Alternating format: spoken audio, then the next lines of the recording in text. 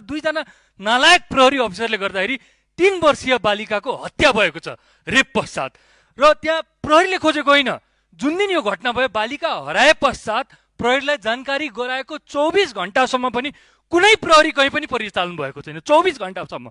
जब छिमेकीले 72 घण्टा पश्चात थाहा पाए कि यहाँ सबको गन्ध आइरहेछ, त्यसपछि प्रहरीको कुकुर सबै गएका छन् भनेपछि ती प्रहरी अफिसरहरूलाई, त्यो इलाकाका प्रहरी अफिसरहरूलाई तानेर हुन्छ कि कारबाही गरेर हुन्छ कि प्रहरीको एक्सन लग थाहा हुनु पर्यो। 1 घण्टामा प्रहरीले के गर्यो, 2 घण्टामा के गर्यो, 6 घण्टामा के गर्यो, 12 घण्टामा के गर्यो, ताकि आइन्दा यस्ता घटनाहरू हुँदै गर्दाखेरि प्रहरीले सबै कुरा थाहा पाएपछि चाहिँ आफ्ना जनशक्ति पठाएर हामी अनुसन्धान गर्दैछौँ नबनुन्। सिमराको वडा नम्बर 1 मा जुन 3 वर्षीय बालिकाको बलात्कार पश्चात हत्या भयो, त्यो विषयलाई म अलि अर्कै ढङ्गले भन्न चाहन्छु। सामान्य सभामध्ये बारा जिल्लाको यो इलाका प्रहरी कार्यालय सिमरा यो लापरवाही र लेनदेनको केन्द्रबिन्दु बनेर रहेको छ।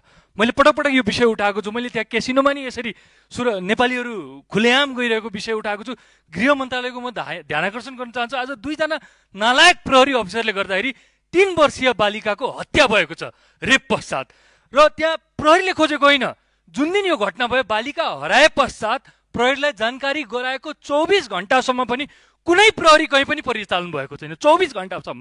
जब छिमेकीले 72 घण्टा पश्चात थाहा पाए कि यहाँ सबको गन्ध आइरहेछ, त्यसपछि प्रहरीको कुकुर सबै गएका छन् भनेपछि ती प्रहरी अफिसरहरूलाई, त्यो इलाकाका प्रहरी अफिसरहरूलाई तानेर हुन्छ कि कारबाही गरेर हुन्छ कि प्रहरीको एक्सन लग थाहा हुनु पर्यो। 1 घण्टामा प्रहरीले के गर्यो, 2 घण्टामा के गर्यो, 6 घण्टामा के गर्यो, 12 घण्टामा के गर्यो, ताकि आइन्दा यस्ता घटनाहरू हुँदै गर्दाखेरि प्रहरीले सबै कुरा थाहा पाएपछि चाहिँ आफ्ना जनशक्ति पठाएर हामी अनुसन्धान गर्दैछौँ नबनुन्।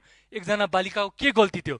न उसले सरकार चिन्छ, न उसले पार्टी चिन्छ, न उसले प्रहरी चिन्छ। उसले के चिन्छ भने आफ्नो आमालाई चिन्छन्, उनले आफ्नो आँगनलाई चिन्छन्, आफ्नो छिमेकीलाई चिन्छन्। ती बालिका आज घर आएकी छिन्। त्यस्ता कति बालिकाहरूको रेप भइरहेको छ, हत्या भइरहेको छ। यसमा गम्भीर हुन म गृह मन्त्रालयलाई ध्यान आकर्षण गर्न चाहन्छु। धन्यवाद।